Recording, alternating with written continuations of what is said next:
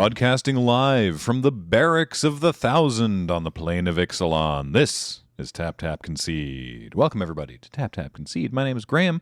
Joining me is Cameron and Kathleen. And today, we're going to be talking about some Lost Caverns of Ixalan and a new round of Secret Lairs and maybe one or two other things.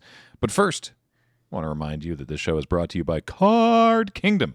Please check out cardkingdom.com/LRR for all of your card needs. You can let them know that we sent you by saying, "Loading ready run sent me. Button, please. Ask nicely." And they'll give you a little 1-inch button which says something funny, and I don't know what it says right now because we sent them a batch of new ones, and I don't know what order they have elected to dispense them in. But you'll enjoy it. We recommend Card Kingdom because we think they're great. Really good services and customer service. You're the customer, get the customer service, and very fast shipping, and they're great. And this show and everything we do is brought to you by you and your kind support of our Patreon at patreon.com/loadingreadyrun, and we really appreciate it. So, first up, Barracks of the Thousand is the land on the back half of what card go? Right? The there's so many new card names between Wilds of Eldraine with the adventure cards and and all the transforming cards here. There's so many like back faces or alternate things that it's just like I don't know the names of these. I just know like, oh yeah, the back half of Brass's Tunnel Grinder or the back half of clay-fired bricks. Well, I feel like I know what the back half... Okay, the back half of clay-fired bricks is Cosmium Kiln, because that card is a banger. Yeah. Very nice. It's an anthem. It's the Thousand Moon Smithy, by the way, is the back half, the Barracks of the Thousand. But yeah, let's... we have played, since the PPR, some amount... Minimal. Of Lost Caverns of Ixalan. We were off, obviously, doing Desert Bus for a week. I did not play nearly as much Lost Caverns of Ixalan as I would like to do. I played a little bit. I should tell you about how I threw a game. I'll do that in a little bit. But we've played a little bit, so let's talk about what we've been enjoying from Lost Caverns. Kathleen, Clayfire Bricks. You were saying. Yeah, that card's a real banger. And I have not played a lot, and the playing I've been doing has mostly been concentrated in white and black because that's just how the things have fallen. And apparently black is like, according to 17's lands data, the worst color. But mainly because I feel like there's a lot of like 1-for-1 removal is not very good in formats where cards have multiple molds and can still be useful after they're dead. And there's a lot of like aggressive, good, low drop creatures, which we know, and that's fine. They were saying that it's the lowest performing color, but that it's very close. It's not like there's a huge gulf. Yes. So it's basically all praise be, all colors are playable in this format. I love that for us, honestly. It's always, but I'm a big fan of like there's tons of good uncommons. There's the Market Gnome.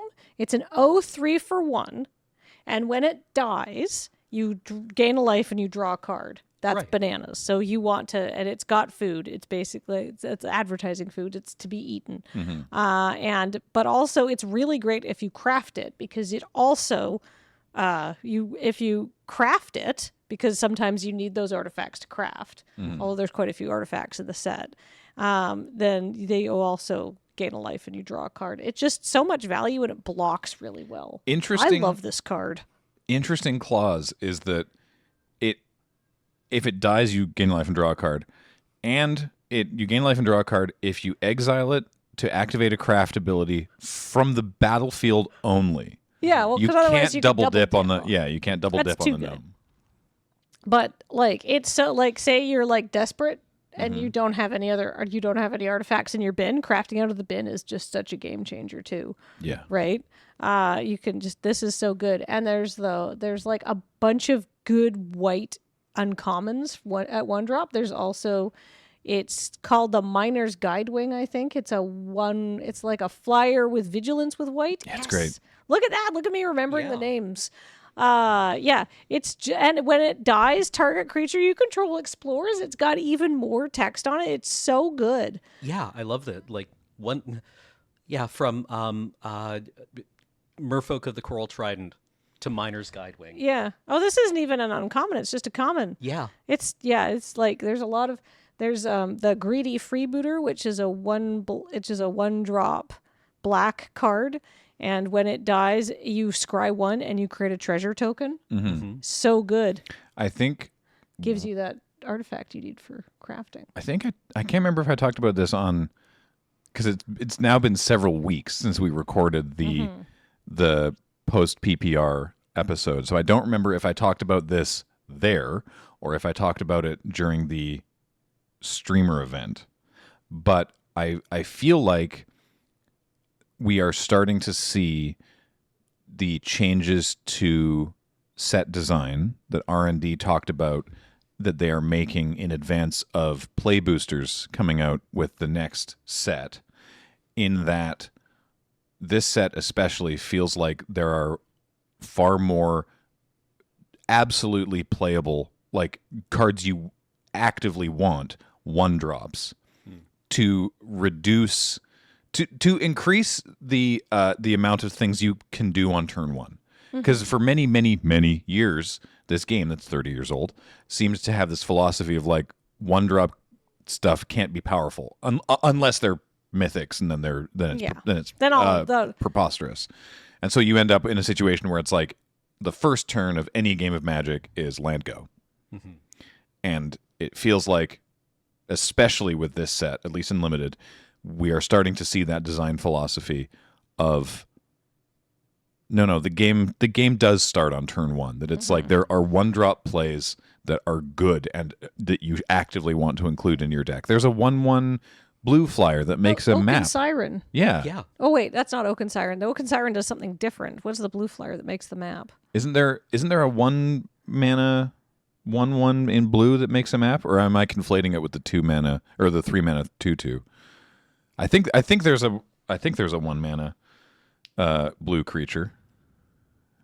Point being, like, Guidewing. Oh yeah, Spyglass Siren. Thank you. Yeah, 1/1 for 1 flying it's a flying man that makes a map. That's great. Can we also see Oaken Siren, because that card is bananas. That's the 1/2 for 2.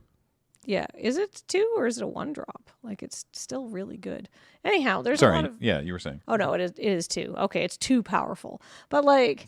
There's so much good stuff in the set at very low costs. Yeah. It has vigilance. You can attack with it, and then you can cast something with it. Oh, I love it. Like, vigilance also on a artifact creature is really strong because of all the cards that want to tap artifacts for effects. So you can still swing with this and then tap it for something else's ability. But, like, I mean, 1-drops, they need to compete for places in the 23. Yeah. Right? Like, they shouldn't be as powerful, I guess, because the investment is much lower, but they still need to compete for that sleeve. Right? And they need to actually do something other than chip in for 1 damage and then just not do anything. Yeah, then heroically chump block for 1 turn, but otherwise do nothing. Yeah. There is a red one, I think it's 1 mana, and it's either a shock or it's the amount of damage equal to the greatest power among dinosaurs you control. Yeah, it's trumpeting something. Yes, that card's also bananas. Chomp was fine. No one's been triumphant Chomp. No one's ever been mad about Shock, right? 2 damage for 1, pretty fair. Gets a lot of creatures, especially like these little creatures that are kind of important. But it could be up to like 6. Yeah, and this one. There's some 6 mana dinosaurs at common. This one's sorcery speed. It only hits creatures. But yeah, this can be just 1 mana and you kill their biggest 5-drop. Yeah. You kill their inverted iceberg. Yeah. Oh yeah, let's talk about craft stuffs. Because we talk. Okay, Phyllis, what does Hit the Bricks do? Because we talked about it. We've invoked it. But what does Clayfire Bricks actually do? And then I want to talk about inverted iceberg. So you play your Clayfire Bricks, and it's not very exciting. It is, enters the battlefield, you search your library for a basic plains, reveal it, put it into your hand, and then shuffle, and you gain 2 life. but it's an artifact, which is relevant. Sometimes you have other things like the guide wall mural that just cares about artifacts entering the battlefield under your control. So like it's a cheap artifact and it fetches you some stuff. But, you know, maybe after, if the game tends to go long, and the game does have a possibility of going long depending on the matchups and stuff, and there's so much stuff coming out of the graveyard and all of those things. You know, maybe you get up to 7 mana. Maybe you have some greedy freebooters that have died and have ramped you a bit, right? You know, there's ways to make treasure and stuff like that, and you transform it into the Cosmium Kiln, and it's an anthem, so it says all your creatures get +1/+1, and it comes with 2 gnomes. Yeah. Like, so, you know, you flip it, and yes, it's 7 mana, but like ideally you don't have anything else going on, and you get 4 power immediately, and you buff your whole board. And if you're in the kind of deck that's like doing more like going wide, making these little gnomes and stuff like that, suddenly that little one, that 0/3 that I wanted to eat's a 1/4, and that shuts down a tremendous amount of like the board. Yeah, well, and like the fact that the bricks get you a land is relevant to getting up to 7 mana. Absolutely. This just seems like a really well designed card, and it's not unusual in this set to have all of your cards feel like they have a role in your deck, and that they're all important, and that you were glad to pick them up during the draft or open them during the sealed. Yeah. And this format gets to 7 mana too. Yeah. Yeah. Yeah, despite all these low drops and all these 1 drops that are running around, it's not unreasonable to get to 7 mana, which I like, because like we've had formats before where it's super fast, and so you stumble and you don't do anything for a turn and it's over. That's not this format, thank God. Like Bartholomew, black-white for a 2/1 with the Carrion Feeder ability. Sack a creature. Actually, it's better than that. Sack a creature or an artifact. Put a +1/+1 counter on Bartholomew del Presidio. Generally, all the sacrifice effects in this set are creature or artifact. Yes. Yeah, the vampires will eat artifacts. Yeah, and it's really good because you do end up with a lot of, like, maybe it's earlier in the game. Maybe you're not to 7 mana. Maybe this is a game that's not going to go to 7, right? And you're like, all right, I'm never going to craft the clay fire bricks, so I'm going to sacrifice it to the, there's a Deadly Dispute analog where you draw 2 cards and make a map. Yes. Right? Maybe you're going to sack it to that. Or, you know, like there's uses for your artifacts among the sacrifice abilities. Yeah, and like the decision to be able to look at your anthem that also makes 4 power and say, objectively speaking, the game is not going to last this long. I can close this out now. I am going to like trade in this objectively powerful card that I just might not see this game, and that's like a good decision point. It feels like it's an interactive format where you are always like thinking about your board state instead of just being in a position where you are trying to sandbag for another couple of turns. Absolutely. Right? You are always in a position of activity. And what's your favorite craft card, Cameron? Well, Graham, I would have to say that my favorite craft card is Inverted Iceberg. Sick. I love this card. Any blue deck, I kind of want 2 of these. Yeah. I'm pretty happy to sleeve up 2 of these. Inverted Iceberg, I've already talked a bit about in the past, but for 1 and a blue, you get an artifact that reads, when Inverted Iceberg enters the battlefield, mill a card, then draw a card. So it replaces itself in your hand. Yep. If you have anything in play already that cares about descend, you've descended, because, well, you have a shot at descending. You have the option of descending. You might hit a sorcery or an instant, but chances are high in limited, at least, that you're milling a permanent. So that hits descend. And then it sits there being an artifact that you can use for stuff. You can tap this artifact for abilities that care about tapping artifacts. You can sack it, and then eventually you can craft it. For 4 blue, craft with artifact to get Iceberg Titan, who is a 6/6, and whenever it attacks, you may tap or untap target artifact or creature. That's so good. Yeah, virtually it can just have vigilance, kind of, if you like. Yeah. It can just untap itself. Or more frequently, it'll tap down whatever your opponent has that can kill it. And when you have 2 of these transformed, it's just good night. That's right? So frequently for your opponent. Yeah, that's difficult to deal with. Yeah. But it's one of these situations where your opponent also kind of knows it's coming, right? And has to be able to plan for it. Like there is an interaction here. It's not just like slamming peeling Frost Titan and slamming it. There is like a level of information that has been communicated before this happens to your opponent. And it's at common. It's fine for a common. It's quite good for a common. But I feel its power level is appropriate, especially when you pair it with Mephitic Draft. Oh, yeah. Which Mephitic is Draft seems kind good. of this set's blister pod. Or not blister pod. Ichor Wellspring? Ichor Wellspring. Yeah. Thank you. The Phyrexian Plank. One of my favorite cards ever. But Mephitic Draft is 1 and a black for an artifact, I believe. Yep. And when it enters the battlefield, you draw a card and lose a life. Or when it's put into the graveyard. Or when it's put into the graveyard, you also draw a card and lose a life. I mean, I love to craft with this. If it reads craft with artifact, I will happily use a Mephitic Draft for it. It's MEPH. I mean, it's almost like it's what the card was designed to do, right? Like, controversial opinion, craft with Mephitic Draft. If you're looking, James, for the card, it's Scryfall's just crapped out on me here. Also, I'm pretty okay. sure it's Drought, isn't it? no, it's pronounced draft. Oh, is it? Okay. Yeah, it's the It's one of those stupid the cards. great English AUGH. yeah. Ah, there you go. You know they called checkers drafts Really? with that spelling.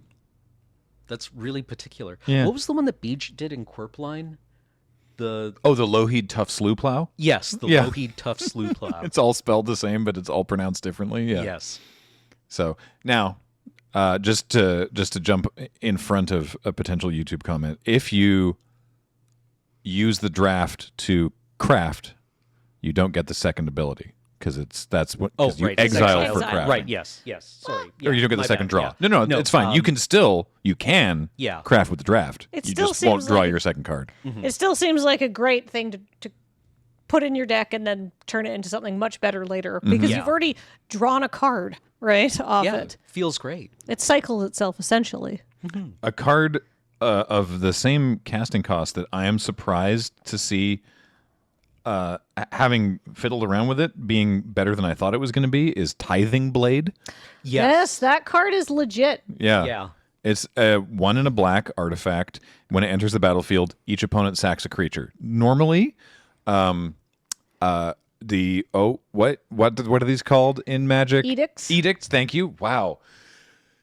Oh, sorry, forgot that piece of knowledge. Normally edict effects are of medium value, Yeah, and you get their worst creature. sometimes you're going to get a 1/1 gnome token with this. Mm-hmm. But you can often craft a state where you get a relevant creature with it, and it's early enough. Just like if they Just play a slam 2 or it. 3 drop, just fire it off and get their 2 or 3 drop. Yeah. And then eventually you get to turn it into an artifact. It's the Consuming Sepulcher, which just sort of drains for 1 every turn. Which, you know what? There have been times when that's kept me in Those the game. kind of like IGI effects Yeah. are, remember Ill-Gotten Gains? I do, yeah. And remember how good that was? Yeah. Because it would just sit there and very slowly turn the tide in your favor in a format where there's already lots of stuff happening and the game is likely to go long. Mm-hmm. This is a difficult card to get out from under. You can really you could be stabilizing, but then you could be dead in like 3 turns. Especially the black-white deck has a lot of ways to make micro adjustments to the life totals. Yes. Let me tell you about how I threw this game, by the way. This was just this I did when I explain this, it's going to seem so obvious to you. At the time, this was during Desert Bus, I was very tired. My opponent is at 3 and I am at 6. And I have we're at a bit of a board stall. Maybe there's a way for me to get through. I'm not entirely sure. And I have an Acolyte of Aklizots in play, so I can tap that and take them to 2, right? But if I pass the turn back, I might just die. And I draw for the turn Starving Revenant. So this is a rare. It's 2 black for a 4/4 Spirit Horror. When it enters the battlefield, you surveil, because the set already has Scry and Explore. Why not also throw Surveil on a rare? So you surveil 2. Then for each card you leave on top of your library, you draw a card and lose 3 life. Also, it has descend 8. Whenever you draw a card, if there are 8 or more permanents in your graveyard, target opponent loses 1 life and you gain 1 life. Oh, so if you go to descend 8, if you already have descend 8, then you can go to 1. Yeah. So here's what happened. One of the cards on top is the Sunwing, something Sunwing. I can't remember it. It's a 3/5 flyer for 6 that gains 3 life when it enters the battlefield. We're late in the game. I have enough mana to play that. And the other one's an Echo of Dusk, which it gets bigger in lifelink if you have descended a bunch. And so I look at the top 2 cards. I'm like, all right, I'll put the Echo of Dusk in my bin, and I'll draw the Sunwing, and I'll play it. Then I have a 3/5 flyer, and then I go up to 9, and then maybe I have some attacks where I can sort of end this game.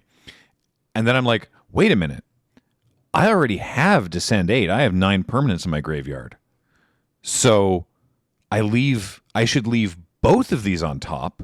Draw them both. Starving Revenant drains my opponent for 2. Then I use Acolyte of Aclazotz to hit their last point and take them to 0. Right. This will be great. Then Leave both on top. Draw both those cards. Lose 6 life. and die. Yeah. Because there's no intervening space where I can activate the Acolyte because this ability is already resolving. And I was like, oh, right. Yeah. I felt very stupid in that moment. But hey, now hopefully you won't make a similar mistake. Because I completely... What I should have done is seen that line before casting the Revenant, right? Because if I had thought about it in advance, activate the Acolyte. Yes. Words. In my main phase, then cast Starving Revenant, leave both on top, draw the cards, drain my opponent down to 0, and I finish the game at 1. Wouldn't that have been excellent? But instead, I just play the Revenant, and then what I should have done is put the 1 in the graveyard, drawn the Sunwing, play the Sunwing, go back up to 6, and then probably win the game that way, but whoopsies. Well, your opponent's just like, sees you go, watch this. Yep. It's like, stretch, crack your neck, and immediately fling yourself into a wall at high speed. Yeah, exactly. It's like, all right, take 6. You're at 6. Okay. Good game. What were you thinking? Yeah. Between rounds, your opponent's just like, man, I don't know what happened. That's right. I got into their head. I do like that. That's the true nature of tap concede. We get into their heads. Yeah. Sorry, you were saying. We're echoing all of these foolish decisions. Why don't you take 6 when you're at 6?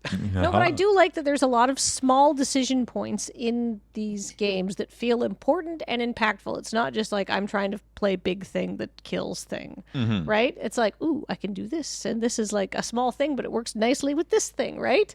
Like, I don't know. Solving those little kind of inbuilt puzzles always makes me feel like a super genius. Yeah, well, I guess as a Melvin in the magic archetypes, we always call them archetypes, but it's not what they are. Psychographs, right. The Melvin is the player who likes interactions, and not necessarily ones that are to their advantage, but just likes durdling with their cards. They like doing things. Yeah. Actively making game decisions. Yes. I'm afraid I'm going to need to ask you to make a game decision. And it's like, but what if I untap this?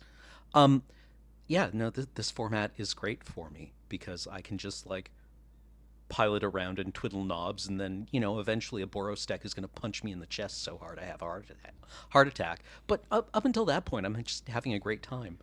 Speaking of mini games, Kathleen, you wanted to talk about the Adaptive Gem Guard. Yeah, that card looks bad. I don't know. I think it's a 3/3 for 4, and you can only do something out of sorcery. Yeah. Modern Magic design has taught us that is not that great of a deal. True. Yeah. Right? Yeah. It's the rules text reads, tap 2 untapped artifacts and or creatures you control, put a +1/+1 counter on Adaptive Gem Guard. Activate only as a sorcery. So I was playing this for LRRMTG. And chat was like, no, that card gets out of hand. It does. And I was like, it's a 3/3 for 4 where you could only do the thing as a sorcery, and I have to tap 2 other artifacts or creatures. Not even other. It can tap Well, itself that's true. Yes. the turn it comes into You're play. right. Yeah, I'm programmed by how Magic cards are typically designed. Yeah. So if you want, you can tap it and say your inverted iceberg plank that's not doing anything yet. Yeah. And then it's going to untap as a 4/4. And a 4/4 for 4 that enters the battlefield tapped is still bad. But if you are playing the blue-white artifact deck, you might have like just lots of other stuff. Yeah. So, and you could also, if you have lots of other artifacts, like you could tap this twice. Yeah. You could tap 4 things if you have 4 irrelevant things floating around on the board. You can Nothing tap- in this card says activate only once per turn. Yep, you can tap treasure tokens without sacrificing them. You can tap map tokens. Yep. You got all those little gnomes running around. You can tap equipment Yep. and still equip it Yep. and use it. You can tap artifacts with a craft ability and still craft them. Yes, Yep. absolutely. So if you have one of these in play and you're about to craft something, tap it first to get another counter on your gem guard. Yeah. Yeah, this thing gets big. Yeah. No, this set really feels like it rewards the people who knew how to play Tangle Wire. Right? It's Yeah. like, you can tap Tangle Wire for Tangle Wire's ability, right? Even though it doesn't, it feels rewarding. Yeah, Yeah. This card, there's a lot of cards that they're just like give you. I would say that the themes I have noticed is that there's sort of incremental value built into a lot of things, right? Mm-hmm. Like it's all pretty good on its face, but if you can work out how to use it, you can get a lot more stuff going. Like there's also a card called Tinker's Tote that just makes 2 little. It's a 3 mana artifact, which is not very good. You would think, because it gives you 2 1/1s, but you're giving yourself 2 bodies, which are great if you maybe want to tap those little golems or gnomes to your other thing, or you could tap the toad, you could sacrifice the toad, you could craft the toad, all sorts of things. Yeah, well, I mean, like Tinker's Tote into the Gem Guard makes a 5/5 Gem Guard on turn 4, Yeah, right? Another white card that has stood out to me as being super useful in a way that I didn't expect is the Dauntless Dismantler. that card is low-key good. I Yeah. did not take one in a draft because I was like, meh. So 1/4, that's got but like having your opponent's artifacts enter the battlefield tapped is a real big game. That's the secret text I've discovered. So it's 1 and a white for a 1/4, and it has an activated ability, which is XX white, sacrifice it, destroy each artifact with mana value X. Not X or less, just X. I have done that a couple times, and it's useful for getting rid of like a bunch of like several 2-drops or Like maybe your opponent's got a lot of gnomes. you could kill all their gnomes if you make X be 0. But then it has this static ability, artifacts your opponent's control enter the battlefield tapped. That includes map tokens, treasure tokens. That includes the backside of things they craft. I had an opponent be like craft something. Like it wasn't an Iceberg Titan. I think it was a green one. It was one of the green ones. They needed a blocker. So they crafted their thing and it entered tapped, and then they just were like, "Oh, right," and conceded. It's Right. like this, Yes. that text is super relevant. It's Yeah. right there. It's the top text in the block. Yeah. And Right. and a 1/4. I really like 1/4 as a stat line in this set because there's quite a few. There's a non-zero amount of X ones running around, including up to a 3/1, and there's like a blue thing that you can like change the power and toughness so it becomes a 4/1 or a 1/4 that blocks incredibly well. But 1/4 is like not a particularly exciting power and toughness ratio, but I think in this format it's great. So here's an interesting card. Deadweight is back. Yes. Now, when is the most recent time? I'm gonna look this up. When was Deadweight printed most recently? Because I remember it was like Ikoria. Ikoria? no, it's been Shadows Remastered, Jumpstart. Gosh, was it really Ikoria? Yeah, we could look this up on LRRMTG. Nice. Oh, okay. All right. Because we're like, when was the last time Deadweight was around? Maybe I'm thinking of Shadows Remastered. Maybe I'm thinking of Ikoria. I can't remember. Anyway, so when Deadweight was originally printed, in Limited, it was like, oh yeah, no, you take Deadweight highly, right? Deadweight's very, very good.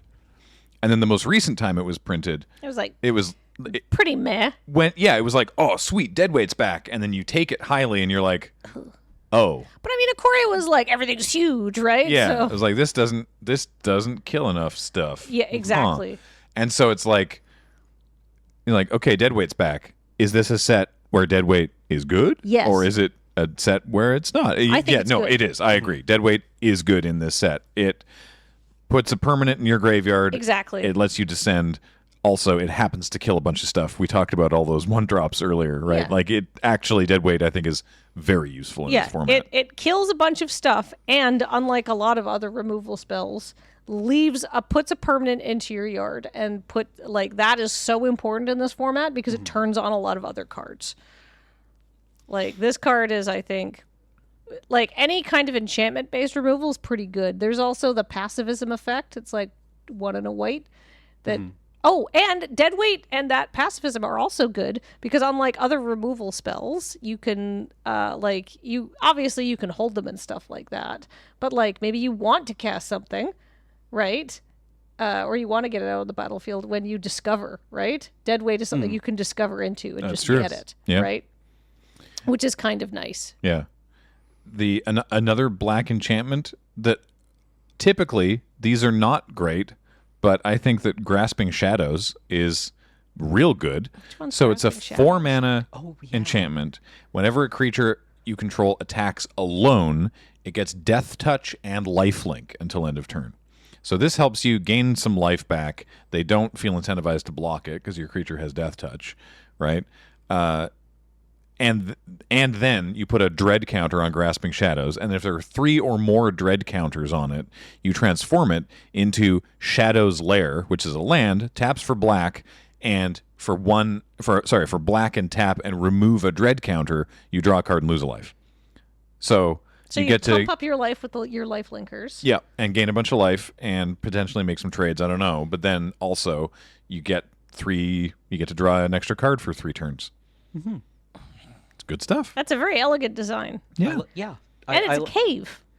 And it's a cave. Is it? Yeah, it is too. I haven't played this, but I've seen it on a couple of occasions when I haven't been in the deck for it, and I've been curious about how well it performs. Adam and I looked at it, and Adam went, "No way, too slow." But I think Death Touchers are good in this format. Yeah, I think that this.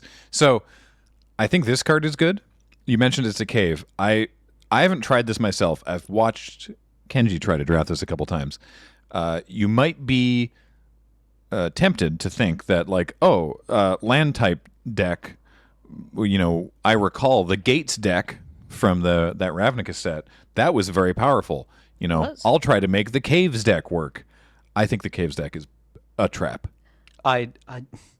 It seems like the one that is hardest to put together. Yes, and the one that can go wrong the most dramatically. Yeah, like I keep thinking of the bat card that makes bats based on the number of caves that you have. Oh, yeah. I saw so many people trying to play with that during the early access event. I saw you fight 3 people in a row that had that card. I played against Sam Black, who was definitely all in on trying to test if Caves deck worked. Right. Like he was in 4 or 5 colors of Caves and Bat Colony, and it did not pay out. No. Yeah. That's what I've heard too. Sorry, Cameron.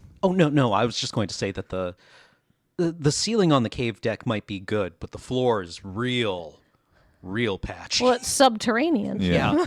Like I think Calamitous Cave In works. I think that's the best cave payoff, and this is the Red Wrath, and it's X damage, where X is the number of caves you control or caves in your graveyard. Yes, so if you discover or mill or something like that, then it's still good. And I believe all the cave payoff cards do count caves you have in play or caves in your graveyard. They do. Mm-hmm. But I do then you have to have all these caves, and so many of them enter tapped. I do like the Discover caves, just like the ones that enter tapped, per the color. Those are good. I don't think those are hard to pick up. And do you remember the Strixhaven lands? Yeah. Those were great. Yeah. No, I absolutely would run 1 or 2, probably not more than 2 in draft. But I would run 1 in my colors. If I saw 1 and it was 6th pick, I'd be like, sure. Because, you brick on land and you don't need it, then maybe you get to Discover. And it's a fairly hefty Discover. It's 5. Yeah, I mean, it's kind of like a cycling land, right? I did, we talked about how, the games go longer. The games, you'll get to 7 lands. You'll get to being able to discover. There is the option of some aggressive decks. Obviously, red-green dinosaurs can be very aggressive. I've not actually encountered that myself, but what I have encountered is very aggressive red-blue pirates. Yes. So there's the 1-mana goblin. It's no goblin guide, but it's close. It's like a 1/2, and if you control an artifact, it has haste Goblin- and gets +1/+0. Goblin Tomb Raider. So I saw someone go turn 1 mountain Goblin Tomb Raider, which is exactly what Kathleen described, the 1/2, etc. Turn 2, Captain Brass. Right? No, Captain Lannery Storm. Storm? Yeah. Storm. Yeah. Sorry, Captain Storm. blue, red, blue, and whenever an artifact enters the battlefield under your control, put a +1/+1 counter on target pirate you control. And then turn 3, breaches. Oh, And breaches says, whenever Says you lose. pirate you control attacks, do a thing that hasn't been chosen yet.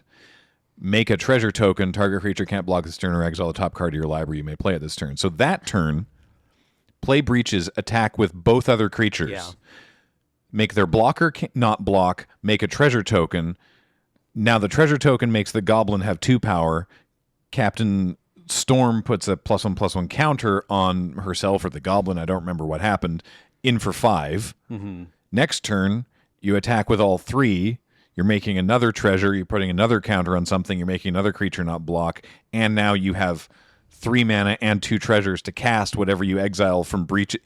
That was a quick game. yeah, no. The red-blue pirates is super aggressive and super fast. I mean, that was a very good draw. Well, yeah, and it's But- like they have an uncommon, a rare, and a common, right? Like obviously, but like red-blue pirates like synergizes well together, and they've got all this like they've got just enough cheap removal to get you go. What is Itali's favor? It's like a 1 mana It's Red Rancor. red 3 rank. mana. So it's 2 and a red. Creature gets +1/+1 and trample, Yeah, this is a but also you discover. yeah. So you Free. get something for free, Yep. and trample is like quite important in sure this is. format Yeah. because of all the X1s and stuff like that. It makes I chumping so bad. I lost to 3 copies of this card last night. That happened on a top deck to Tally's favor. Wait, On- they chained Itali's favor into 2 other Itali's favors? Yeah, and I was like, why does it give trample? Like it was one of those situations where both like me and my opponent are just like sitting there on like 4 life each, no cards in hand, right? Wow. And just bam, bam, bam. Yeah, and it's like, well, yeah, that's magic, folks. I mean, I appreciate that in a format rife with like these little aggressive 1-drops, you and your opponent can both be sitting there on 4 life each with no cards in hand. Yeah, I couldn't Right? even be mad about that. I Yeah, mean, it's just like- obviously that sucked, but I'd be like, well, yeah, all right, you did it. Yeah, but this card gets it done, and if they manage to get rid of it, it's still something in your bin because it's Exactly. an enchantment. Yeah, which I cannot overstate how important it is because like those descend thresholds for cards that care about descend are not much. We're talking like 4. Yeah. usually seems to be the magic number. I feel, which is not that hard. no, and like we're talking a lot about like the value of just like, well, and even if this dies, you still get a card in your graveyard, and even if the mechanical payoff for that is like that is a big morale boost, right? If like your Voltron creature gets blown away, you can at least like say, well, I descend 3 times, and now I've got 3 more permanents in my graveyard. And that kind of takes the edge off, which is Yeah. not nothing. Yeah, you right? can still scrap them for parts with crafting later. Yeah, or you can tell yourself that, Yeah. right? And it keeps you from just being like, well, guess I lost this game. Better start playing suboptimally now, right? And I find that useful as somebody who like catastrophizes. Yep. Yeah, it's just I don't know. To me, this format is like it can be fast, it can be slow, but it's quite. There's a lot of. I feel there's flexibility to what you're Yeah. going to do. I feel like a lot of people have decided that the best colors are sort of the Jeskai aligned colors, and I think that's not unreasonable. I still have not been able to bring together the Explore deck. I want to play Explore, but it seems like, much like the Caves deck, a deck that can have a relatively low floor. Oh, there's this 3/1 or- creature that explores. So Yeah. it explores as a 4/2, which is just punishing. I think it's got vigilance. The as 3/1 well. vigilance, yeah, the Herald River Guide, River Herald Guide. And it might just be the fact that it's a highly drafted archetype, but I do not see it go around very much. Well, Explorer is powerful. It's very powerful. Yeah. As it turns out, drawing cards and putting counters on your creatures, people like it. Who'd have thought? There's a lot of incidental Explorer, but yeah, overall, I mean, it's early days still. It doesn't feel that way, but with the PPR and the arena rollout, and it feels like formats get massive air quotes here solved quicker than they used to. But I'm very much enjoying it so far. No, I've enjoyed most of the Magic formats that have come out this year. It's been a good year for Magic, I think. But I think this is I think this is going to be a high point for capping off the year. I think so. Yeah. Let's quickly. Oh, speaking of capping off the year, actually, also later in December, Cons is coming to Arena. Ooh, Sick. So that's even better. Typically Triomes. they'll do like a cube or something. But this time it's Cons. Well, not proper Triomes. No, but that's true. But like more 3-colored lands, whatever Yes. they were called. yeah. Yeah. Let's take It's a got to quick. be good for Highlander. or And- for or Gladiator. Gladiator. Yeah. Yeah. No, that'll be good. Let's take a quick look-see at the latest round of Secret Lairs. Ooh, secrets. Before we take off. Speaking of Lost Caverns of Ixalan, there's a showcase. So this is, boy, they were quick on this. Like the spooky super drop ended, and then the next day it was like, and it's Secretversary. These are all, because it's Secretversary, so I guess by way of celebration, these are all 10% off. People have noticed that they're very, we'll say, cleverly done. That with the temp, there's like you get a locust god if you spend $200, but the way that like the bundle prices work out with the 10% discount is that like some of the bundles just barely miss that threshold, which was obviously done on purpose. Because Capitalism. yeah. But anyway, speaking of capitalism, let's take a look at this new round of Secret Lairs. From Lost Caverns of Ixalan, there's one of it's the new showcase frame featuring legends from previous Ixalan. Oh. So we've got Captain Lannery Storm, the OG Captain Lannery Storm. We've got Admiral Beckett Brass, looking excellent. Once again, Scryfall is being a butt. Scryfall's being a butt. I There mean, you go. There we The go. Lannery Storm art is nice. I just really appreciated Lannery Storm's original artwork of her laughing in pirate. Yes, I do appreciate Laughing in Pirate. Elenda the Dusk Rose. Cumena, Tyrant of Erazka. And because there's only 4 factions, Vampires gets a second one, which is Vona, Butcher of Magan. So that's cool. I wish there was more cards in this one, but I appreciate the vibe. There's a secret lair called Mycosynth Wave. Oh, right. Everything here has the word synth in it. Yeah, it's Mycosynth specifically. Oh, yes. Yeah, so there's and they're all sort of like synth. Wait, what's the word? Why can't? Yeah, synthwave. Yeah. It's that kind of like Why can't I remember chill. the name of this aesthetic? Anyway, Mycosynth Golem and Mycosynth Lattice and Mycosynth I mean, Wellspring. isn't this just like, like sort of retro 80s VCR look Yeah. kind of thing? I don't know if there's a name other than like synthwave. Oh, I was sorry. What I couldn't remember is Vaporwave, which this is not quite. Yes. Yes, okay. But that is what I could not remember, and it Well, was confusing me. Okay. Anyway, there you go, Cam. There's your Mycosynth Wellspring. Yep. Looks pretty sweet. There's a cycle of basics called Paradise Frost. Sorry, snow-covered basics. Oh. They're just really nice looking. I had not seen this. Oh, they're just pretty. Yeah, they're gorgeous. They're all by Elk64, an artist I'm unfamiliar with, but they look great. I still have difficulty buying 5 basic lands. basics for. I mean, I guess there's a 10% off, but 5 basics for $30. Yeah. Especially snow basics, because you can't just use them as like your draft set, Yeah. which is a shame. But Yeah, like these are really pretty, but Oh, I know, right? the cost fox. is extremely high. Yeah, I wish the basics was more. Yeah, I mean, like the baller play is to buy a bunch of these to fill out a commander deck or something like that. But, There's a set called Gift Wrapped with some fascinating art. Like, I love this art. I don't actually. Yes. Personally, Yeah. I don't want to have this as a card necessarily, but I love it. Okay, so this is. Do you know who Jesse Ledoux is? I don't. He did a lot of graphic design for Sub Pop. Oh. He did I think he's done a bunch of famous Sub Pop album covers, and I'm sort of blanking on what they are. And this is something that Chase, they pointed this out on Twitter, that they found the Secret Lair, that when they visited the Secret Lair booth at MagicCon Vegas, they had some of the art of the red one, and I don't remember which card it is, but they were taught they have a print of Cathartic it's like a square print of the art for Cathartic Reunion here. Oh, yeah. And it's like a big pattern piece that they were pointing out. So it's very cool. Cool.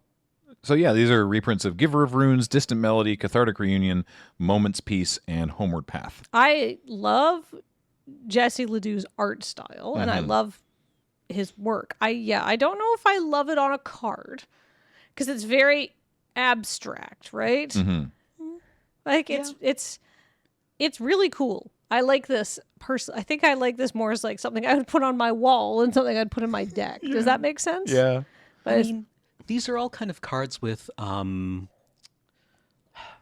I really enjoy more abstract Magic art because I think I enjoy the kind of cards that it goes on to, right? Like Lightning Bolt or Fireball. That's a pretty defined effect. Oh, Lightning Bolt. Okay, I'll do Lightning Bolt, yeah. Yeah, but I think Graham years ago you described what does Memory's Journey Yeah. look like Yeah. cast, right? And I can look like a fairly abstract thing, and you can kind of, I don't know, give an artist a fairly broad hand with how they want to interpret that effect. Yeah. So I like that. yeah, I like these. I don't know if I would pick this up, but I like this concept, and I'm in favor of it. Another concept I really enjoy, but one I'm probably not going to pick up just because I don't personally have a lot of use for the cards, is Tales of the Time Stoppers. This is a cycle of cards that are styled like old comic books. oh my gosh, Cool. I hadn't seen these. Oh, these are gorgeous. Yeah, this Yeah. is Beacon of Tomorrows. We've got Nexus of Fate. All the art is by Misha Hugen. We got Time. I love Time Reversal. Yeah. That weird. I guess it's a Griff. Oh yeah, yeah. And Time Stop. It's very Cool. cool. Yeah. Instant. End the turn. End the turn. Oh, I love that. So those are very, very cool. I saw these because people were upset about them, I think, Really? for not looking. Like Magic cards enough? I mean, Yeah. welcome to Secret Lair, I suppose. Okay. Yeah. Don't. These are for you or they're not. Yeah. Yeah. Yeah, I feel like the agreed upon thing is if you don't like these, you do not have to purchase them or use them, and you will honestly probably never see them played. Right? Now, a different pack that are Commander staples that I think I probably will get because I think these are also gorgeous in a different way is the Through the Wormhole set.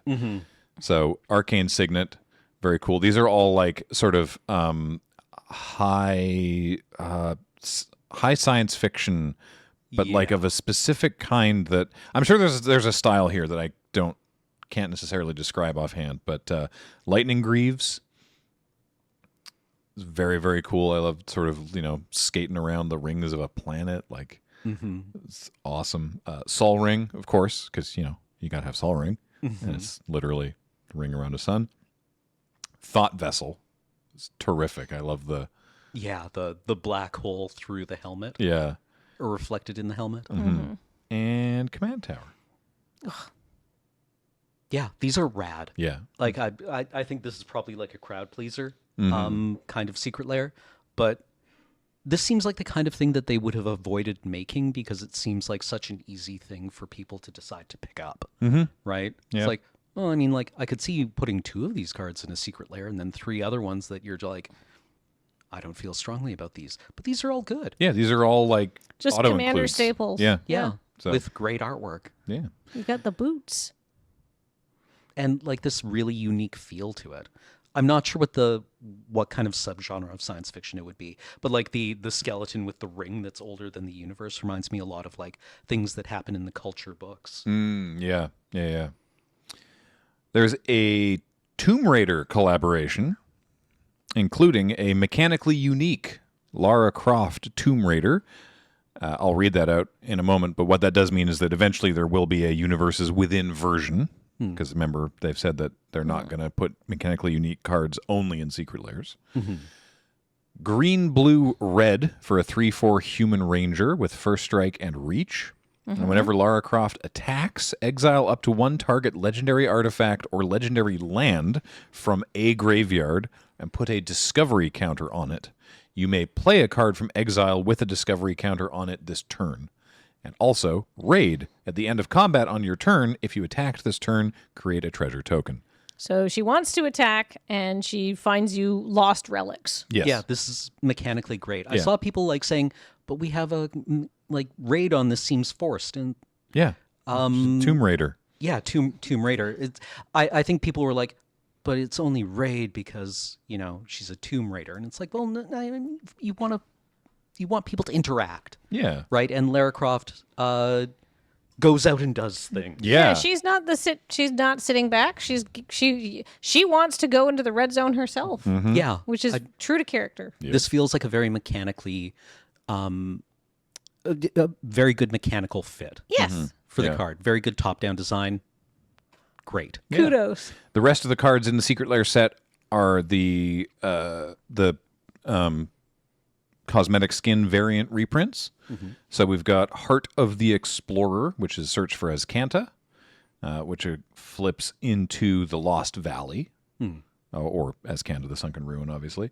Got a reprint of Anger of the Gods, here as Storms of Yamatai.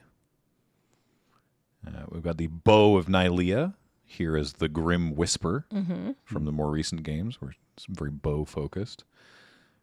Shadow Spear, or Totex Spear. Nice to see a Shadow Spear reprint, actually, so that's pretty cool. That's another common commander inclusion. And Academy Ruins for Kitez the Sunken City. Kind of an aside, but I've heard that the Tomb Raider games have great bow. Like the bow feels really good to use. So I should check that out because that is something that I really liked in Destiny. Yeah. Was the bows feel good. Bows are good. Also, there's a treasure token, which I just think that just feels appropriate. Yeah. So, and then 2 more Secret Lairs remain, and they are both Jurassic World Secret Lairs. Jurassic World? Well, they say Jurassic World. It's The Jurassic universe. Jurassic. They're called Secret Lair X Jurassic World, but they're definitely much more Jurassic Park. But well, one of them is just Ian Malcolm. Yeah. One of them is just Jeff Goldblum specifically. What percentage of people are going to show up cosplaying Dr. Ian Malcolm at the neck, like just open shirt? Yeah. So, Chaotician is a skin of Laboratory Maniac. Malcolm's Mercurial Mirth is a skin of Tasha's Hideous Laughter, which the flavor text on this is I can't even begin to try to pronounce it. Just imagine Jeff Goldblum laughing. There's no way they could avoid doing this art specifically. Ian Convalescent Charmer. I love that it's Tassiger the Golden Fang, which kind of had similar vibes anyhow. Yeah. With the flavor text, I'm always on the lookout for a future Xmas Malcolm. And Dr. Ian Malcolm, which is Atla Palani Nest Tender. Because he makes eggs. Also, there's an egg. So that's fun. This is Secret Lairs not for me, we'll say that. No, I love Jeff Goldblum, but I don't need Jeff I don't Goldblum need these. cards. No. No. The final one is tempting, mostly just for for one card specifically, which is the Tyrannosaurus Rex. It's a skin of Itali Primal Storm, but it's just these graphics specifically, the red and green stripes from the first movie. This is like I can hear the Saturday morning advertisements of "Look for the mark of Jurassic Park." Like, this is throwing me well back. Yeah, these look like the Topps tie-in cards for Jurassic Park. For the movie. Yeah. Yeah. Oh yeah, remember when every movie got a thing of trading cards? Yeah. The other ones in this set are Rampaging Ferocidon, here as Velociraptor. I do appreciate the graphical design on these cards, I have to say. Polyraptor, here as Indominus Rex. These are all from different movies. I don't love how blue this green card looks, to be honest with you. I agree. Yeah. It is That's an odd choice. odd. Yeah. Wayward Swordtooth, here as just Triceratops. And Regisaur Alpha as Spinosaurus. Is that really called Spinosaurus? I think so. Is it a real thing, the Spinosaurus? Or is that one they made up for the movie and didn't come up with a good Do name we have a for? 7-year-old on speed dial? All dinosaurs are made up. Oh, okay. Yeah. All right. James, we need to have an off-camera discussion after we're done. Oh boy. You're getting a raise. So yeah, those are the secrets, the current Secret Lair. Now speaking of Universes Beyond, we mentioned it briefly in a previous Tap because the news had broken just before we recorded. But Wizards several weeks ago did formally announce that they are doing a multi-year Universes Beyond partnership collaboration with Marvel, which came as a surprise to me. Yeah, you would think that Marvel being owned by Disney would just have playing cards in Lorcana, right? Yeah, so that's what I thought too.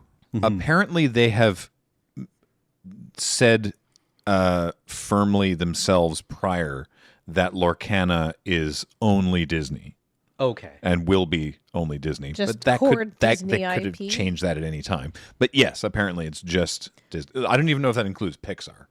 That was my first question. I have no idea.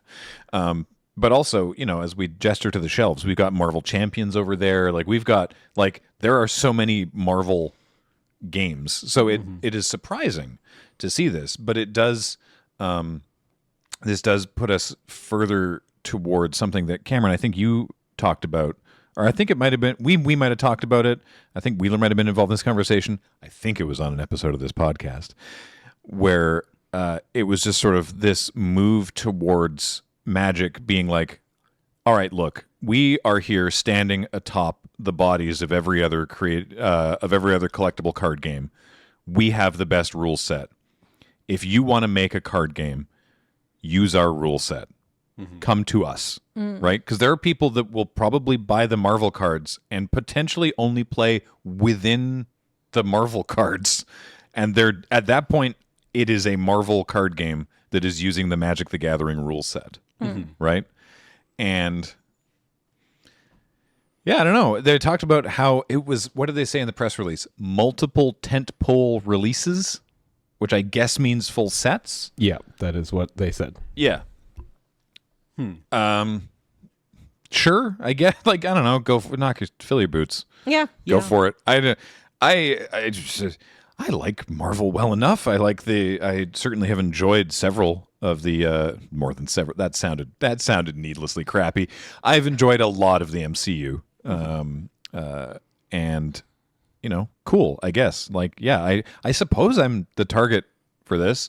I'm not slavering at the mouth for it. I'm not yeah, give me that. But at the same time, I'm yeah, all right, I'll check it out. Yeah, but it might this might be a pathway into Magic for a bunch of people who, because I could take it or leave it, but some of these people are gonna be neat, and then come in, and then they're gonna suddenly care about who Ashnod is.